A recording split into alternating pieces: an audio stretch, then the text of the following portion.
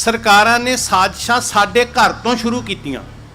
ਸਾਡੇ ਸਰੂਪ ਵਾਲੇ, ਸਾਡੇ ਪਹਿਰਾਵੇ ਵਾਲੇ ਦਿੱਲੀ ਦੇ ਹਾਕਮਾਂ ਨੇ, ਜਹਾਂਗੀਰ ਬਾਦਸ਼ਾਹ ਨੇ ਸ਼੍ਰੀ ਗੁਰੂ ਅਰਜਨ ਸਾਹਿਬ ਜੀ ਦੇ ਸਾਹਮਣੇ ਸਰੀਰ ਰੂਪ ਵਿੱਚ ਸਰੀਰ ਨੂੰ ਗੁਰੂ ਬਣਾਉਣਾ ਚਾਹਿਆ।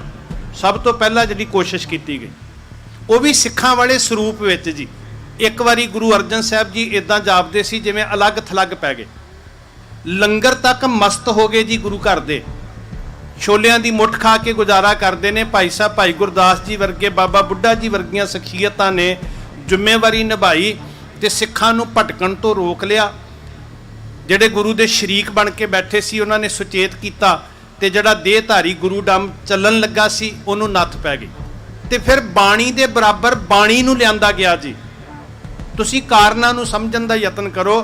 ਕਾਰਨ ਕੀ ਹੈ? ਸਿੱਖਾਂ ਨੂੰ ਦੁਬਧਾ ਵਿੱਚ ਪਾਉਣਾ, ਗੁਰੂ ਨਾਲੋਂ ਤੋੜਨਾ। ਸਰੀਰ ਦੇ ਬਰਾਬਰ ਸਥਿਰ ਸਰੀਰ ਪੈਦਾ ਕੀਤਾ ਗਿਆ, ਕੇਂਦਰ ਦੇ ਬਰਾਬਰ ਕੇਂਦਰ ਪੈਦਾ ਕੀਤਾ ਗਿਆ, ਗ੍ਰੰਥ ਦੇ ਬਰਾਬਰ ਗ੍ਰੰਥ ਪੈਦਾ ਕੀਤਾ ਗਿਆ।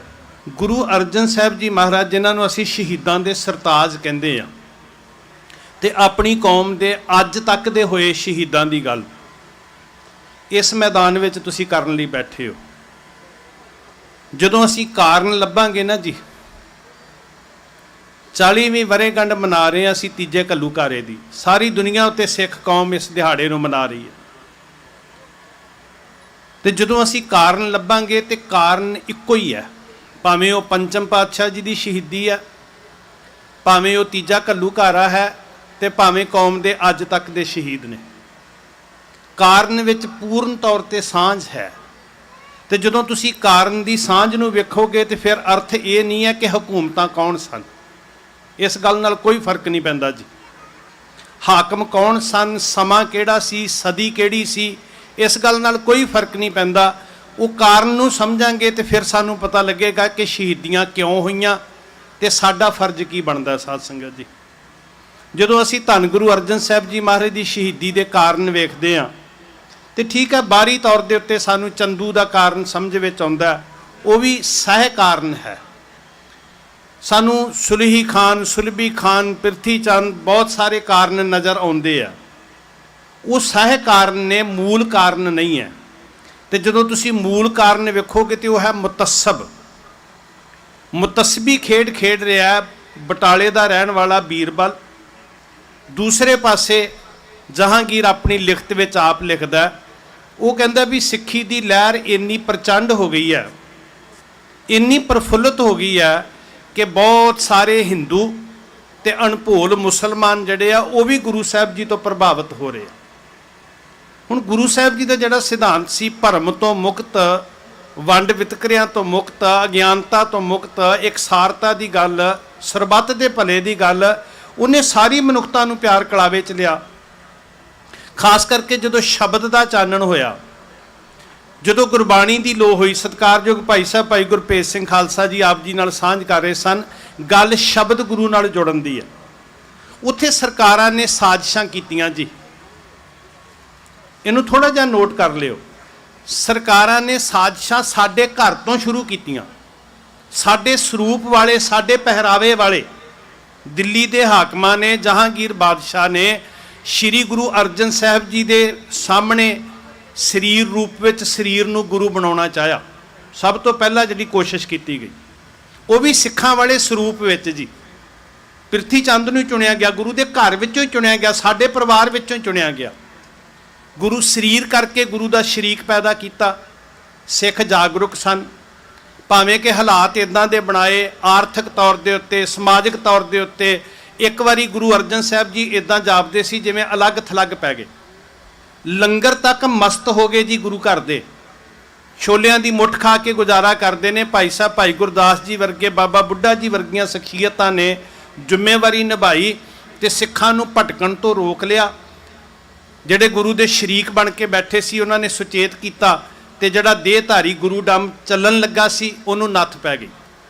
ਇੱਥੇ ਬਸ ਨਹੀਂ, ਜਦੋਂ ਸਿੱਖੀ ਦਾ ਕੇਂਦਰ ਸਥਾਪਿਤ ਕੀਤਾ ਹਰਿਮੰਦਰ ਸਾਹਿਬ, ਆਪਣੇ ਕੋਲੋਂ ਪੈਸਾ ਖਰਚ ਕੇ ਦਿੱਲੀ ਦੇ ਹਾਕਮਾਂ ਨੇ, ਜਹਾਂਗੀਰ ਬਾਦਸ਼ਾਹ ਨੇ ਹਰਿਮੰਦਰ ਸਾਹਿਬ ਦੇ ਤੁੱਲ, ਬਿਲਕੁਲ ਕੰਪੈਰੇਟਿਵ, ਹਰਿਮੰਦਰ ਸਾਹਿਬ ਦੇ ਵਾਂਗ ਪਿੰਡ ਹੇਰਾਂ ਦੇ ਵਿੱਚ ਸਰੋਵਰ ਦੇ ਅੰਦਰ ਉਸੇ ਤਰ੍ਹਾਂ ਇੱਕ ਬਿਲਡਿੰਗ ਤਿਆਰ ਕਰਵਾਈ, ਹੂਬਹੂ ਉਸੇ ਤਰ੍ਹਾਂ ਦੇ ਨਾਲ। ਗੁਰੂ ਦੇ ਬਰਾਬਰ ਗੁਰੂ ਸਥਾਪਿਤ ਕੀਤਾ, ਸਿੱਖੀ ਦੇ ਕੇਂਦਰ ਦੇ ਬਰਾਬਰ ਕੇਂਦਰ ਸਥਾਪਿਤ ਕੀਤਾ। ਇੱਥੇ ਬਸ ਨਹੀਂ, ਜਦੋਂ ਧੰਨ ਗੁਰੂ ਅਰਜਨ ਸਾਹਿਬ ਜੀ ਮਹਾਰਾਜ ਨੇ ਬਾਣੀ ਨੂੰ ਸੰਗ੍ਰਹਿ ਕੀਤਾ, ਜਦੋਂ ਪੋਥੀ ਪਰਮੇਸ਼ਰ ਕੇ ਥਾਨ ਦੇ ਰੂਪ ਵਿੱਚ ਬਾਣੀ ਨੂੰ ਸਥਾਪਿਤ ਕੀਤਾ, ਸਾਧ ਸੰਗਤ ਸਾਰੇ ਮਹਾਂਪੁਰਖਾਂ ਦੀ ਬਾਣੀ ਨੂੰ ਇਕੱਠਿਆਂ ਕਰਕੇ ਚਵਰ ਤਖਤ ਛਤਰ ਦੇ ਮਾਲਕ ਬਣਾ ਕੇ ਬਿਠਾਇਆ, ਤੇ ਫਿਰ ਬਾਣੀ ਦੇ ਬਰਾਬਰ ਬਾਣੀ ਨੂੰ ਲਿਆਂਦਾ ਗਿਆ ਜੀ। ਤੁਸੀਂ ਕਾਰਨਾਂ ਨੂੰ ਸਮਝਣ ਦਾ ਯਤਨ ਕਰੋ। ਕਾਰਨ ਕੀ ਹੈ? ਸਿੱਖਾਂ ਨੂੰ ਦੁਬਿਧਾ ਵਿੱਚ ਪਾਉਣਾ, ਗੁਰੂ ਨਾਲੋਂ ਤੋੜਨਾ। ਸਰੀਰ ਦੇ ਬਰਾਬਰ ਸਥਿਰ ਸਰੀਰ ਪੈਦਾ ਕੀਤਾ ਗਿਆ, ਕੇਂਦਰ ਦੇ ਬਰਾਬਰ ਕੇਂਦਰ ਪੈਦਾ ਕੀਤਾ ਗਿਆ, ਗ੍ਰੰਥ ਦੇ ਬਰਾਬਰ ਗ੍ਰੰਥ ਪੈਦਾ ਕੀਤਾ ਗਿਆ।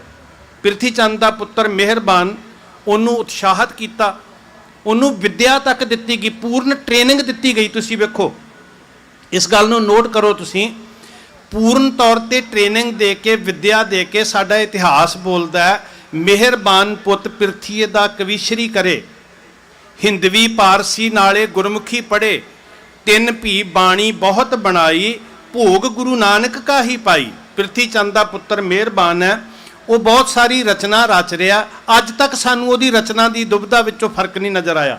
ਪੰਜਾਬ ਦੇ ਪਿੰਡਾਂ ਵਿੱਚ ਜਾਓ ਤੇ 90% ਟਰਾਲੀਆਂ ਦੇ ਉੱਤੇ ਤੁਹਾਨੂੰ ਇੱਕ ਪੰਕਤੀ ਲਿਖੀ ਮਿਲੇਗੀ, ਨਾਮ ਖੁਮਾਰੀ ਨਾਨਕਾ ਚੜ੍ਹੀ ਰਹੇ ਦਿਨ ਰਾਤ। ਹੁਣ ਸਧਾਰਨ ਸਿੱਖ ਸਮਝਦਾ ਸ਼੍ਰੀ ਗੁਰੂ ਗ੍ਰੰਥ ਸਾਹਿਬ ਜੀ ਦੇ ਬਚਨ ਨੇ, ਪਰ ਹਕੀਕਤ ਕੀ ਹੈ? ਇੱਦਾਂ ਦੇ ਬਹੁਤ ਕੁਝ ਜੀ ਜਿਹਦੇ ਨਾਲ ਇੰਨਾ ਮੇਲ ਖਾਂਦਾ ਸੀ।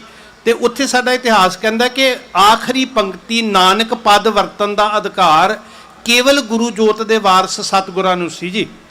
ਜਿਹੜੇ ਗੁਰੂ ਜੋਤ ਦੇ ਵਾਰਸ ਸਨ, ਕੇਵਲ ਉਹਨਾਂ ਨੂੰ ਅਧਿਕਾਰ ਸੀ ਨਾਨਕ ਪਦ ਵਰਤਨ ਦਾ। ਪਰ ਮਿਹਰਬਾਨ ਦਾ ਪੁੱਤਰ ਪ੍ਰਿਥੀ ਚੰਦ ਕੀ ਕਰਦਾ? ਉਹ ਕਵਿਤਾ ਰਚਦਾ ਤੇ ਕਵਿਤਾ ਦੀ ਸਮਾਪਤੀ ਉੱਤੇ ਨਾਨਕ ਪਦ ਦੀ ਵਰਤੋਂ ਕਰਦਾ। ਮਿਹਰਬਾਨ ਪੁੱਤ ਪ੍ਰਿਥੀਏ ਦਾ ਕਵੀਸ਼ਰੀ ਕਰੇ, ਹਿੰਦਵੀ ਪਾਰਸੀ ਨਾਲੇ ਗੁਰਮੁਖੀ ਪੜ੍ਹੇ, ਤਿੰਨ ਭੀ ਬਾਣੀ ਬਹੁਤ ਬਣਾਈ, ਭੋਗ ਗੁਰੂ ਨਾਨਕ ਕਾ ਹੀ ਪਾਈ। ਭੋਗ ਮਤਲਬ ਅੰਤ ਦੇ ਉੱਤੇ, ਸਮਾਪਤੀ ਉੱਤੇ ਨਾਨਕ ਪਦ ਦੀ ਵਰਤੋਂ ਕੀਤੀ, ਤਾਂ ਕਿ ਸਿੱਖਾਂ ਨੂੰ ਧੋਖਾ ਦਿੱਤਾ ਜਾ ਸਕੇ ਕਿ ਇਹ ਵੀ ਬਾਣੀ ਹੈ, ਜਿਹਦੇ ਤੋਂ ਸਾਨੂੰ ਪਹਿਲਾਂ ਗੁਰੂ ਅਮਰਦਾਸ ਜੀ ਸੁਚੇਤ ਕਰ ਗਏ ਸੀ, ਜਦੋਂ ਕਹਿ ਗਏ ਸਤਿਗੁਰੂ ਬਿਨਾ ਹੋਰ ਕੱਚੀ ਹੈ ਬਾਣੀ, ਬਾਣੀ ਤਾਂ ਕੱਚੀ ਸਤਿਗੁਰੂ ਬਾਝੋਂ, ਹੋਰ ਕੱਚੀ ਬਾਣੀ, ਕਹਿੰਦੇ ਕੱਚੇ ਸੁਣਦੇ ਕੱਚੇ, ਕੱਚੀ ਆਖ ਵਖਾਣੀ। ਸਾਨੂੰ ਪਹਿਲਾਂ ਸੁਚੇਤ ਕਰ ਦਿੱਤਾ ਸੀ। ਹੁਣ ਜਦੋਂ ਅਸੀਂ ਸਾਰਾ ਕਿੱਸਾ ਵੇਖਦੇ ਹਾਂ ਤੇ ਜਹਾਂਗੀਰ ਆਪਣੀ ਤੁਜਕ ਵਿੱਚ ਲਿਖਦਾ ਕਿ ਮੈਂ ਗੁਰੂ ਅਰਜਨ ਸਾਹਿਬ ਜੀ ਮਹਾਰਾਜ ਨੂੰ ਪ੍ਰਚਾਰ ਤੋਂ ਰੋਕਣਾ ਚਾਹੁੰਦਾ ਸੀ। ਉਹ ਕਹਿੰਦਾ ਮੈਂ ਇਸ ਸੋਚ ਨੂੰ ਖਤਮ ਕਰਨਾ ਚਾਹੁੰਦਾ ਸੀ। ਉਹ ਸਿੱਖੀ ਦੇ ਇਸ ਚਸ਼ਮੇ ਨੂੰ ਝੂਠ ਦੀ ਦੁਕਾਨ ਲਿਖਦਾ ਤੇ ਉਹ ਕਹਿੰਦਾ ਮੈਂ ਮੁੱਦਤਾਂ ਤੋਂ ਸੋਚਦਾ ਪਿਆ ਸੀ ਕਿ ਮੈਂ ਇਸ ਸੋਮੇ ਨੂੰ ਸਦਾ ਵਾਸਤੇ ਬੰਦ ਕਰ ਦਿਆਂ। ਜਦੋਂ ਉਹ ਇਸ ਤਰ੍ਹਾਂ ਕੰਪੈਰੇਟਿਵ ਤਾਕਤਾਂ ਖੜੀਆਂ ਕਰਕੇ ਕਾਮਯਾਬ ਨਾ ਹੋਇਆ। ਕਿਉਂ ਨਹੀਂ ਕਾਮਯਾਬ ਹੋਇਆ? ਸਿੱਖੀ ਦੇ ਪ੍ਰਚਾਰਕ ਬੜੇ ਸਮਰੱਥ ਸਨ।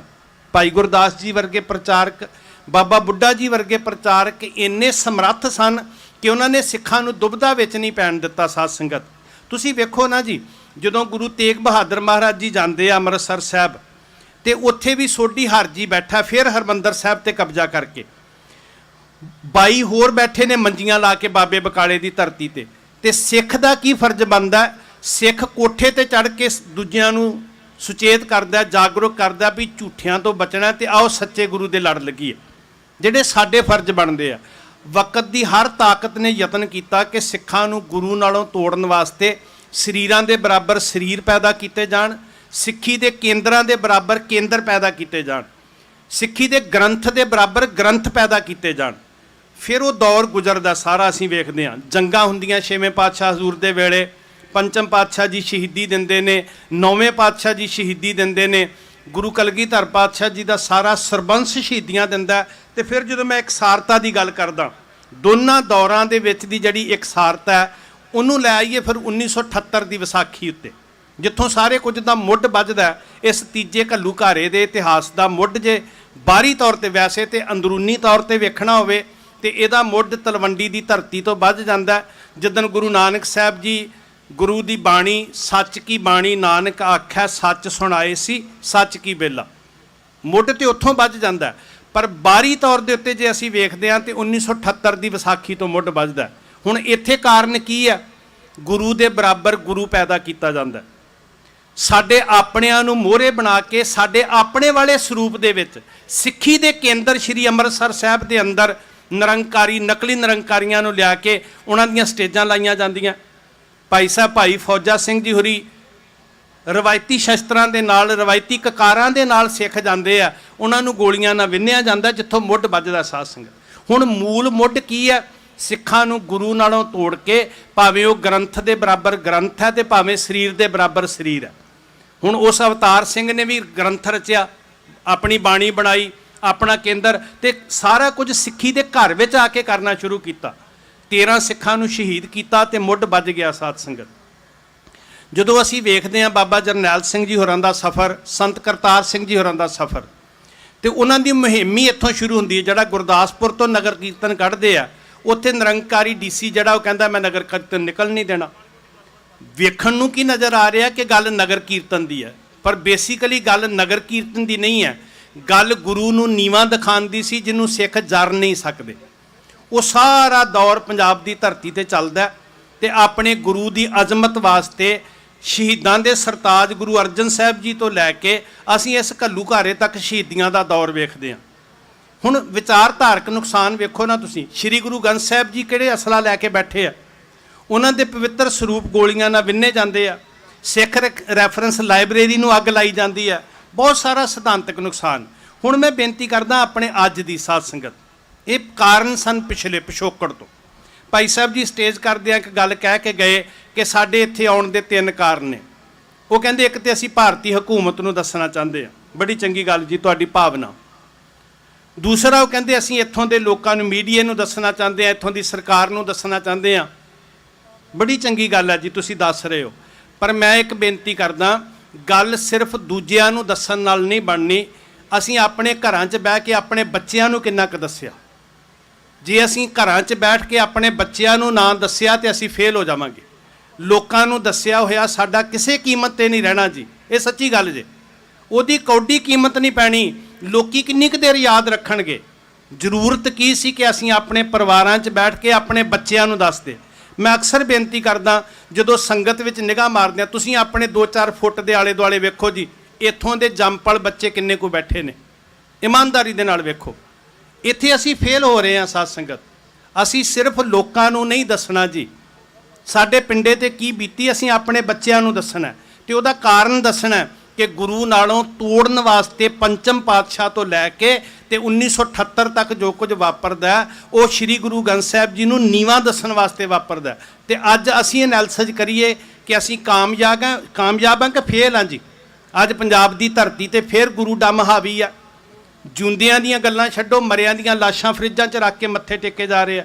ਜਿਹਨੂੰ ਕਦੀ ਪ੍ਰੋਫੈਸਰ ਪੂਰਨ ਸਿੰਘ ਕਹਿੰਦੇ ਨੇ ਪੰਜਾਬ ਵਸਦਾ ਗੁਰਾਂ ਦੇ ਨਾਂ ਉੱਤੇ, ਉੱਥੇ ਸੈਮੀ ਗੁਰੂ ਡੰਮ ਗੁਰੂ ਵਾਂਗ ਮੱਥੇ ਟਿਕਾ ਰਿਹਾ ਪੂਰਨ ਤੌਰ ਤੇ। ਗੁਰੂ ਦੇ ਸ਼ਰੀਕ ਇੰਨੇ ਪੈਦਾ ਹੋ ਗਏ ਸਾਡੇ ਸਰੂਪ ਦੇ ਅੰਦਰ ਸਾਧ ਸੰਗਤ। ਗੁਰੂ ਦੀ ਬਾਣੀ ਨਾਲੋਂ ਤੋੜ ਕੇ ਸਾਨੂੰ ਪਤਾ ਹੀ ਨਹੀਂ ਲੱਗ ਰਿਹਾ ਵੀ ਉਹ ਪੜ੍ਹ ਕੀ ਰਹੇ ਨੇ ਭਾਈ। ਅਸੀਂ ਧੋਖੇ 'ਚ ਆ ਗਏ ਹਾਂ। ਵੇਖੋ ਸਾਹਮਣੇ ਮੈਨੂੰ ਪਤਾ ਕਿ ਤੁਹਾਡੇ 'ਚ ਬੜੀ ਤਾਕਤ ਹੈ, ਬੜਾ ਜੋਸ਼ ਹੈ, 1.25 ਲੱਖ ਨਾਲ ਇੱਕ ਨਾਲ ਲੜਨ ਦੀ ਸ਼ਕਤੀ ਹੈਗੀ ਹੈ, ਪਰ ਆਤਮਿਕ ਚੇਤਨ ਤੌਰ ਦੇ ਉੱਤੇ, ਸਿਧਾਂਤਕ ਤੌਰ ਦੇ ਉੱਤੇ ਜਦੋਂ ਅਸੀਂ ਠੱਗੇ ਜਾਂਦੇ ਆ ਨਾ ਜੀ, ਉਦੋਂ ਸਾਡੇ ਨਾਲ ਧੋਖਾ ਹੁੰਦਾ। ਉਦੋਂ ਵੀ ਗੁਰੂ ਸਾਹਿਬ ਦੇ ਸ਼ਰੀਕ ਪੈਦਾ ਕੀਤੇ ਗਏ ਸੀ, ਪਰ ਸਿੱਖ ਜਾਗਰੂਕ ਸਨ। ਅੱਜ ਵੀ ਸ਼ਰੀਕ ਪੈਦਾ ਕੀਤੇ ਗਏ। ਗੱਲ ਸਿਰਫ ਹਥਿਆਰ ਚੁੱਕਣ ਦੀ ਨਹੀਂ ਹੈ ਗੁਰਮੁਖੋ, ਗੱਲ ਵਿਚਾਰ ਸਮਝਣ ਦੀ ਹੈ। ਵਿਚਾਰ ਧਾਰਕ ਤੌਰ ਤੇ ਜੰਗ ਅੱਜ ਵੀ ਜਾਰੀ ਹੈ। ਜੇ ਤੁਸੀਂ ਆਪਣੇ ਗੁਰੂ ਨਾਲੋਂ ਟੁੱਟ ਗਏ, ਜਿੱਦਾਂ ਤੋੜਨ ਦਾ ਯਤਨ ਹੁਣ ਹੋ ਕੀ ਰਿਹਾ, ਅਸੀਂ ਤੇ ਆਪਣੀ ਕੌਮ ਦੇ ਸ਼ਹੀਦ ਵੀ ਵੰਡ ਲਏ ਵੀ ਇਹ ਕਿਹੜੇ ਧੜੇ ਦੇ ਸ਼ਹੀਦ ਨੇ, ਇਹ ਕਿਹੜੀ ਸੰਸਥਾ ਦੇ ਸ਼ਹੀਦ ਨੇ। ਤੇਰੀ ਸੰਪਰਦਾ ਕੋਲ ਥੋੜੇ ਸ਼ਹੀਦ, ਮੇਰੀ ਸੰਪਰਦਾ ਕੋਲ ਬਹੁਤੇ ਸ਼ਹੀਦ। ਉਹ ਗੁਰੂ ਗੋਬਿੰਦ ਸਿੰਘ ਜੀ ਦਾ ਪਰਿਵਾਰ ਹੈ। ਤੇ ਜਿਹੜਾ ਬੰਦਾ ਗੁਰੂ ਗੋਬਿੰਦ ਸਿੰਘ ਦੇ ਪਰਿਵਾਰ ਦੇ ਟੋਟੇ ਕਰਨਾ ਚਾਹੁੰਦਾ, ਉਹ ਕਦੀ ਪੰਥ ਦਾ ਸੁਹਿਰਦ ਨਹੀਂ ਹੋ ਸਕਦਾ ਗੁਰਮੁਖੋ। ਜੇ ਜੰਗ ਲੜਨੀ ਹੈ ਤੇ ਪਹਿਲਾਂ ਇੱਥੋਂ ਚੇਤਨ ਹੋਵੋ ਤੁਸੀਂ। ਇਹ ਜੇਨੀ ਗੁਲਾਮੀ ਹੈ ਸਾਡੀ। ਜੇ ਗੁਰੂ ਨਾਲੋਂ ਟੁੱਟ ਗਏ ਫਿਰ ਕੋਈ ਦੁਨੀਆ ਦੀ ਤਾਕਤ ਸਾਡੀ ਗੁਲਾਮੀ ਦੇ ਸੰਗਲ ਨਹੀਂ ਤੋੜ ਸਕਦੀ। ਆਸਾ ਜੀ ਕੀ ਵਾਰ ਤੁਸੀਂ ਪੜ੍ਹਦੇ ਹੋ ਤੇ ਸੱਚੇ ਪਾਤਸ਼ਾਹ ਜੀ 3 ਤਰ੍ਹਾਂ ਦੀ, ਜਦੋਂ ਸੋਚ ਦੀ ਗੁਲਾਮੀ ਦੀ ਗੱਲ ਕਰਦੇ ਆ ਤੇ 3 ਤਰ੍ਹਾਂ ਦੀ ਗੁਲਾਮੀ ਸਾਹਮਣੇ ਆਉਂਦੀ ਹੈ। ਘਰ ਘਰ ਮੀਆਂ ਸਭਨਾ ਜੀਆਂ ਬੋਲੀ ਅਵਰ ਤੁਮਾਰੀ, ਨੀਲ ਬਸਤਰ ਪੈਰ ਹੋਵਾ ਪ੍ਰਵਾਨ, ਮਲੇਸ਼ ਧਾਨ ਲੈ ਪੂਜਾ ਪ੍ਰਾਨ, ਅਭਾਖਿਆ ਕਾ ਕੁੱਠਾ ਬੱਕਰਾ ਖਾਣਾ। ਸਾਡਾ ਖਾਣ, ਸਾਡਾ ਪਹਿਨਣ, ਸਾਡੀ ਬੋਲੀ, ਸਾਡਾ ਸੱਭਿਆਚਾਰ ਜੇ ਅਸੀਂ ਇਹ ਨਿਆਰਾ ਨਾ ਰੱਖ ਸਕੇ ਤੇ ਫਿਰ ਧਰਤੀ ਜਿਹੜੀ ਮਰਜ਼ੀ ਹੋਵੇ, ਸਾਡੀ ਗੁਲਾਮੀ ਕਦੀ ਵੀ ਨਹੀਂ ਕੋਈ ਕੱਟ ਸਕੇਗਾ। ਤੋ ਇਹਦੀ ਸ਼ੁਰੂਆਤ ਹੋਣੀ ਹੈ ਸਾਡੇ ਘਰ ਤੋਂ, ਸਾਡੇ ਨਿੱਜ ਤੋਂ। ਅੱਜ ਪ੍ਰਣ ਕਰੋ ਤੁਸੀਂ, ਜਿੰਨੀਆਂ ਮਾਵਾਂ ਭੈਣਾਂ ਬੈਠੀਆਂ ਹੋ, ਠੀਕ ਹੈ, ਕੌਮ ਦੇ ਪੋਲੀਟੀਕਲ ਸੁਹਿਰਦ ਆਗੂ ਬੈਠੇ ਨੇ, ਪੋਲੀਟੀਕਲ ਤੌਰ ਤੇ ਉਹਨਾਂ ਨੇ ਕੀ ਕਰਨਾ ਹੈ, ਇਹ ਉਹਨਾਂ ਦਾ ਬੌਧਿਕਤਾ ਹੈ, ਉਹਨਾਂ ਦੀ ਸਿਆਣਪ ਹੈ, ਸੂਝ ਹੈ, ਤੁਸੀਂ ਉਹਨਾਂ ਕੋਲੋਂ ਸੇਧ ਲੈਣੀ ਹੈ। ਪਰ ਮੈਂ ਕੌਮ ਦਾ ਧਾਰਮਿਕ ਚੌਕੀਦਾਰ ਹੋਣ ਦੇ ਨਾਤੇ ਬੇਨਤੀ ਕਰਦਾ, ਸਾਰੇ ਇਹ ਪ੍ਰਣ ਕਰੋ ਕਿ ਆਪਣੇ ਘਰਾਂ 'ਚ ਬੈਠ ਕੇ ਆਪਣੇ ਬੱਚਿਆਂ ਨੂੰ ਆਪਣੇ ਪਿੰਡੇ ਤੇ ਬੀਤੀ ਹੋਈ ਸੁਣਾਉਣੀ ਹੈ। ਇਹ ਤੁਹਾਡਾ ਫਰਜ਼ ਹੈ। ਸੁਹਿਰਦਤਾ ਦੇ ਨਾਲ ਆਪਣੀ ਹੱਡ ਬੀਤੀ ਆਪਣੇ ਬੱਚਿਆਂ ਨੂੰ ਸੁਣਾਉਣੀ ਹੈ। ਤੇ ਜਿੰਨੀ ਦੇਰ ਅਸੀਂ ਆਪਣੇ ਬੱਚਿਆਂ ਨੂੰ ਨਹੀਂ ਸੁਣਾਵਾਂਗੇ, ਲੋਕਾਂ ਦੇ ਸਾਹਮਣੇ ਉੱਚੀ ਉੱਚੀ ਛੱਡੇ ਹੋਏ ਜਕਾਰਿਆਂ ਤੇ ਨਾਅਰਿਆਂ ਨਾਲ ਸਾਡਾ ਨਹੀਂ ਸਵਰਨਾ ਕੁਛ। ਕਿਉਂਕਿ ਆਉਣ ਵਾਲੇ 50 ਸਾਲਾਂ ਨੂੰ ਜਦੋਂ ਅਸੀਂ ਚਲੇ ਗਏ, ਅਗਲੀ ਪੀੜ੍ਹੀ ਕਿੱਥੋਂ ਯਾਦ ਰੱਖੇਗੀ ਫਿਰ। ਸੋ ਕਾਰਨ ਇੱਕੋ ਹੀ ਹੈ, ਸਿੱਖਾਂ ਨੂੰ ਗੁਰੂ ਨਾਲੋਂ ਤੋੜਨਾ। ਭਾਵੇਂ ਉਹ ਪੰਚਮ ਪਾਤਸ਼ਾਹ ਦੀ ਸ਼ਹਾਦਤ ਹੈ, ਭਾਵੇਂ 1978 ਦਾ ਵੱਜਿਆ ਹੋਇਆ ਮੁੱਢ ਹੈ, ਸਿੱਖਾਂ ਨੂੰ ਸੋਚ ਕਰਕੇ ਗੁਰੂ ਨਾਲੋਂ ਤੋੜਨਾ ਤੇ ਗੁਰੂ ਦੇ ਸ਼ਰੀਕ ਪੈਦਾ ਕਰਨੇ, ਜਿਹੜੇ ਅੱਜ ਵੀ ਪੈਦਾ ਕੀਤੇ ਜਾ ਰਹੇ ਨੇ। ਤੁਸੀਂ ਜਾਗਰੂਕ ਹੋਣਾ, ਤੁਸੀਂ ਚੇਤਨ ਹੋਣਾ, ਕੇਵਲ ਪੜ੍ਹਨਾ ਨਹੀਂ, ਆਪਣੇ ਪਰਿਵਾਰਾਂ ਦੇ ਖੂਨ ਵਿੱਚ ਸਿੰਜ ਦੇਣਾ ਕਿ ਸਭ ਸਿੱਖਣ ਕੋ ਹੁਕਮ ਹੈ ਗੁਰੂ ਮਾਨਿਓ ਗ੍ਰੰਥ, ਗੁਰੂ ਗ੍ਰੰਥ ਜੀ ਮਾਨਿਓ ਪ੍ਰਗਟ ਗੁਰਾਂ ਕੀ ਦੇ। ਸਾਡਾ ਸੀਸ ਝੁਕੇਗਾ। ਦੋ ਹੀ ਤੇ ਗੱਲਾਂ ਸਿਖਾਈਆਂ ਸੀ ਸਾਨੂੰ। ਉਹ ਕਹਿੰਦੇ ਆ, ਸਿਰ ਝੁਕਾਓ ਗੁਰੂ ਦੇ ਲਾਲਾਂ ਨੂੰ, ਜਿਸ ਧਰਤੀ ਦਾ ਮੈਂ ਚੌਕੀਦਾਰ ਤੁਹਾਡੇ ਚਰਨਾਂ 'ਚ ਪਹੁੰਚਿਆ। ਧੰਨ ਬਾਬਾ ਜ਼ੋਰਾਵਰ ਸਿੰਘ, ਬਾਬਾ ਫਤਿਹ ਸਿੰਘ ਦੀ ਜ਼ਿੰਦਗੀ ਸੁੱਖਾਂ ਭਰੀ ਬਣ ਸਕਦੀ ਸੀ। ਸਿਰਫ ਸਿਰ ਝੁਕਾਉਣਾ ਹੈ ਸਭਾ 'ਚ ਜਾ ਕੇ ਕਿਸੇ ਬੰਦੇ ਦੇ ਅੱਗੇ। ਤੇ ਮੇਰੇ ਸਾਹਿਬ ਦੇ ਨੰਨੇ ਨੰਨੇ ਲਾਲ ਕਹਿੰਦੇ ਆ, ਸਾਡੇ ਬਾਬੇ ਕਹਿੰਦੇ ਆ ਕਿ ਸਿਰ ਕੱਟੇ ਜਾ ਸਕਦੇ ਆ, ਇਹ ਝੂਠੇ ਬੰਦਿਆਂ ਅੱਗੇ ਝੁਕ ਨਹੀਂ ਸਕਦੇ ਜੀ। ਬਸ ਆਹ ਹੈ ਮਕਸਦ ਸਾਧ ਸੰਗਤ। ਤੇ ਜੇ ਅਸੀਂ ਥਾਂ ਥਾਂ ਤੇ ਝੁਕਣ ਲੱਗ ਪਏ, ਫਿਰ ਸਾਡਾ ਮਕਸਦ ਗਵਾਚ ਜਾਣਾ ਭਾਈ। ਗੁਰੂ ਸਾਹਿਬ ਜੀ ਸਮੱਤ ਦੇਣ, ਅਸੀਂ ਉਸ ਸਿਧਾਂਤਕ ਸੂਝ ਨੂੰ ਪੱਲੇ 'ਚ ਬੰਨ੍ਹ ਸਕੀਏ, ਗੁਰੂ ਦੇ ਹੋ ਕੇ ਜੂ ਸਕੀਏ। ਜਿੱਦਣ ਗੁਰੂ ਦੀ ਵਿਚਾਰ ਲੈ ਲਈ ਨਾ, ਤੇ ਜਿਹੜੀ ਚਿੰਤਾ ਭਾਈ ਗੁਰਭੇਜ ਸਿੰਘ ਜੀ ਵਿਅਕਤ ਕਰ ਰਹੇ ਸਨ ਕਿ ਅਸੀਂ ਆਪਸ 'ਚ ਲੜਦੇ ਕਿਉਂ ਆ, ਅਸੀਂ ਲੜਦੇ ਹੀ ਤਾਂ ਹਾਂ ਜੇ ਸੋਚ ਵੱਖਰੀ ਵੱਖਰੀ ਹੈ। ਜਿੱਦਣ ਸੋਚ ਸ੍ਰੀ ਗੁਰੂ ਗ੍ਰੰਥ ਸਾਹਿਬ ਜੀ ਦੀ ਹੋ ਗਈ, ਇੱਕਾ ਬਾਣੀ, ਇੱਕ ਗੁਰ, ਇੱਕੋ ਸ਼ਬਦ ਵਿਚਾਰ, ਉਦਣ ਕੋਈ ਦੁਨੀਆ ਦੀ ਤਾਕਤ ਜਿਹੜੀ ਹੈ ਨਾ, ਉਹ ਸਾਡੀ ਸੋਚ 'ਚ ਵਖਰੇਵਾ ਨਹੀਂ ਪਾ ਸਕਦੀ।